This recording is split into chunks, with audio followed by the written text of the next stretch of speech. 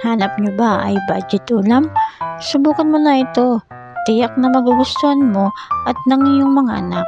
Bukod sa mura na, masustansya pa.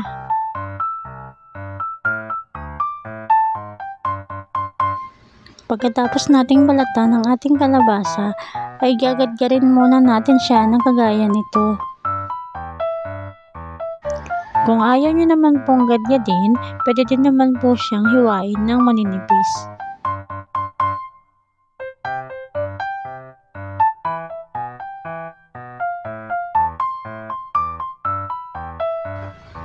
Ito na po yung ginadgad natin na kalabasa.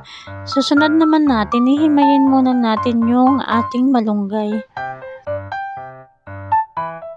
Kung ayaw nyo naman po ng malunggay, dahil nakakapagod maghimay, pwede rin naman po nyong ilagay yung carrots na lang.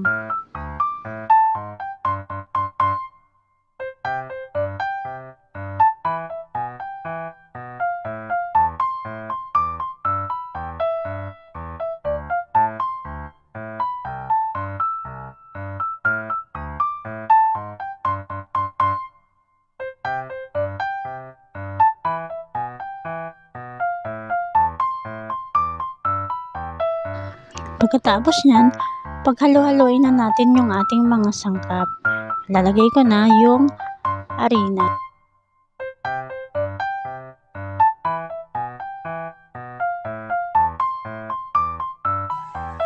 Sunod po ay maglalagay na din ako ng asin.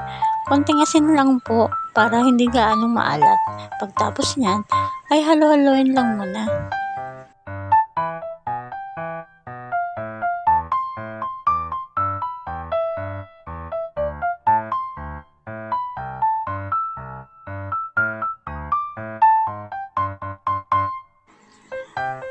Lagyan na din natin siya ng paminta. Kung ayaw po ng mga anak nyo ng paminta, huwag nyo na pong lagyan. Pagtapos yan, isunod na natin yung bawang at sibuyas.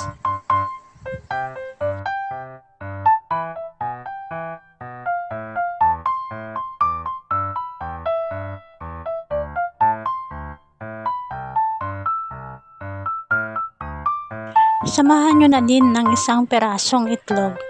Tapos yan, ay haluin na natin.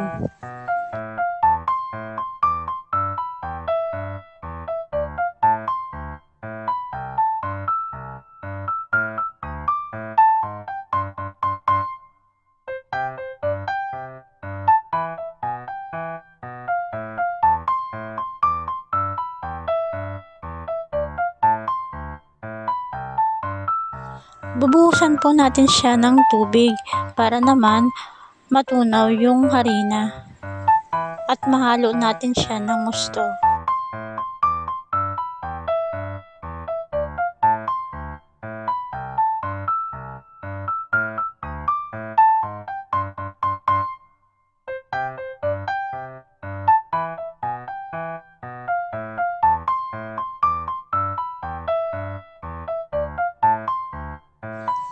At panghuli, ilalagay na natin yung ginadgad na kalabasa at yung hinimay natin na malunggay.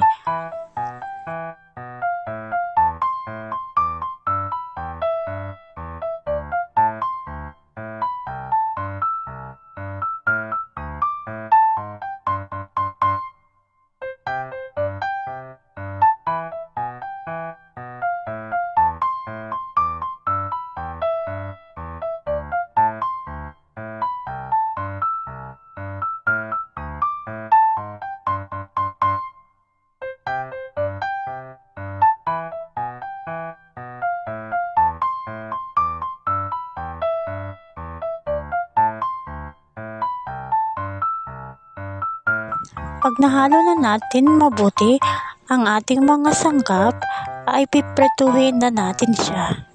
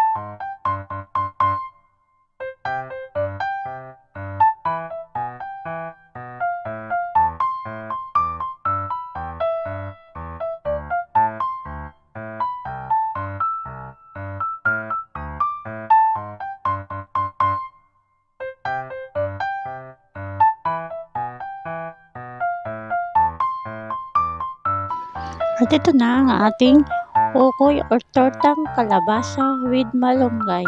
Marami pong salamat.